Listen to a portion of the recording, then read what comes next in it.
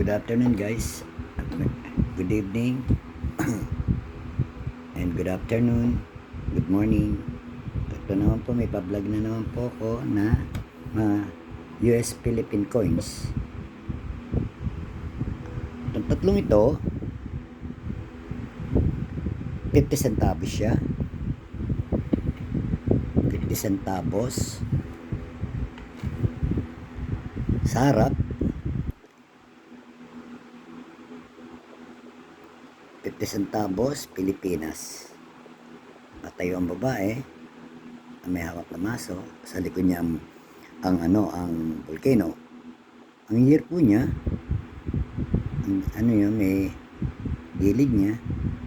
Sa likod niya, 1945. 1945 siya, United States of America. 1945, mintage po siya, letter S, San Francisco ang mintage niya po. Ito pa ay bagong collection ko rin, kasama sa mga collection ko. Ito naman po nasa gitna, 50 centavos din siya. Tatlo siya kaya lang ibang edad. Ang edad nung dalawa, itong isa pang nasa gitna na to, 50 centavos din siya.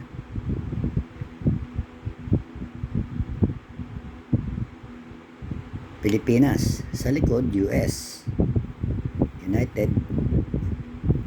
United States of America.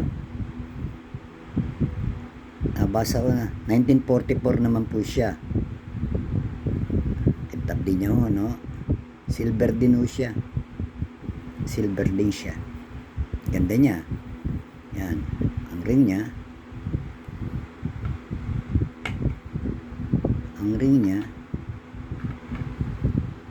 Ito namang isang to, 1944 din po.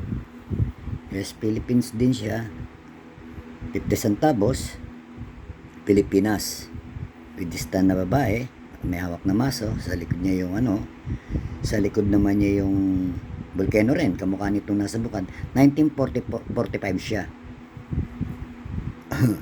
United States of America, 1945 po.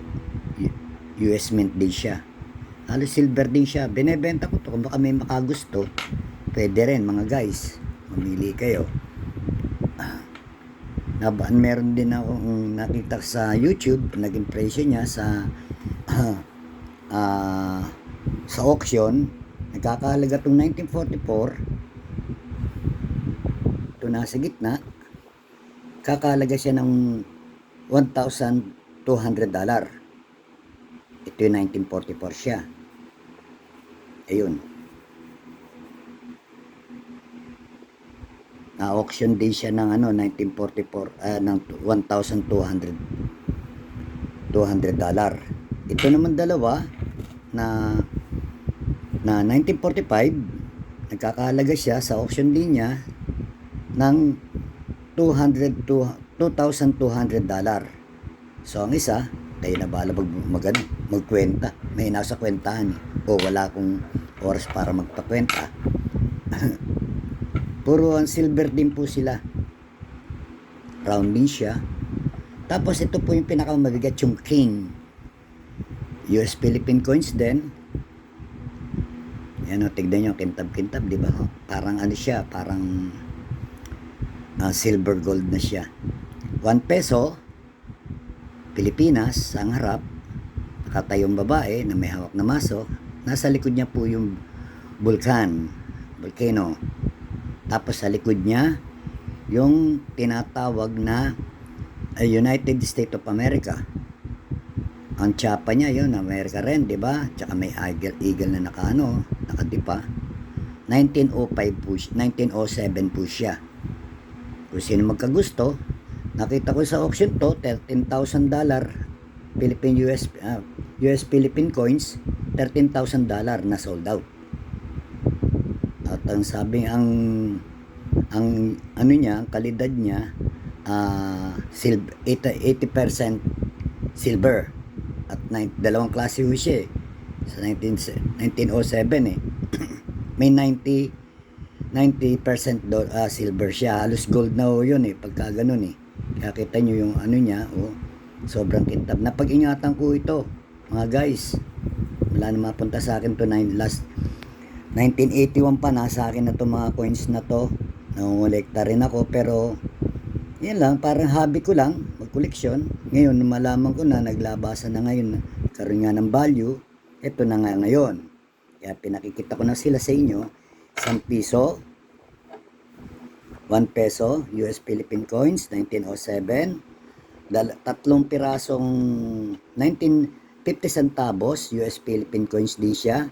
Yung nasa gitna, 1944, yung dalawa nasa kanan, 1945. Puro silver din ho siya. Kita nyo rin ang kinang niya, no? Ayan. Ayan ang kinang niya, no?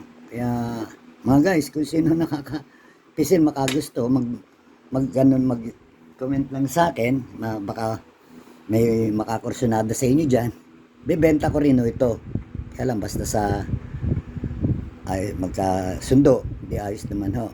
May awan Diyos mabenta, makatulong din ako sa ipantutulong ko rin sa mga tao na nangangailangan. Ito po maibibenta. Yan po silang 3, 4. Silang 4 po mga guys. Tignan nyo maigi. Close up ko yung harap nila. Itong 9 piso. Yan, tignan nyo. Close up siya. At ibabaligtad ko po siya. Tignan nyo yung ring niya.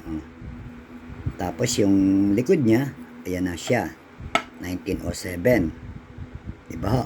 Ngayon, ito naman sa kabila, 50 centavos siya. Ang likod niya, ang page, ang year meant 1945. Ayun po.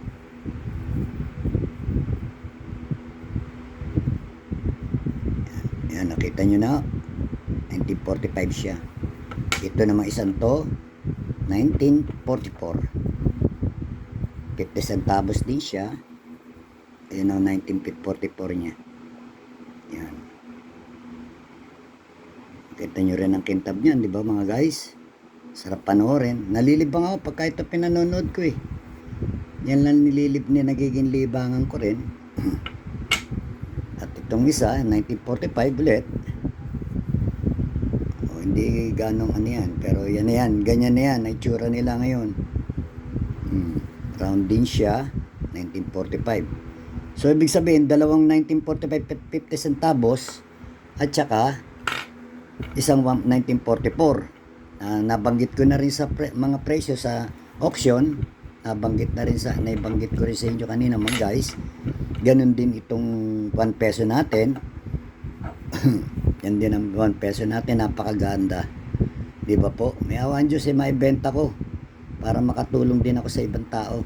Yun lang naman ang purpose ko Yan. Mag-comment lang kayo kung gusto niyo mag-ano para may send ko sa inyo, mapag-usapan natin kung magkano ang presyo. May nakakala nyo, pwede. Nakaya ko, kaya nyo. Ganun.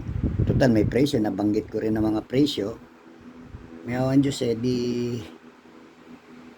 naghahanap talaga may bibenta to para makatulong din sa ibang tao.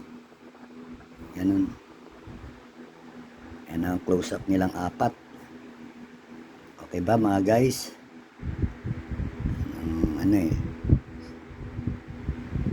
Okay then. Gaganda nila. Close-up nito. Yan. Close-up nito, 1944, 1945. Yan ang mga close-up niya. Ito naman yung king natin, hari na sa 1 peso. Siyang king. Siyang hari talaga sa ganda. Hari-hari sa ganda. Cute na cute ako sa kanya. Napag-ingatan ko siya maigi. Yan siya maigi.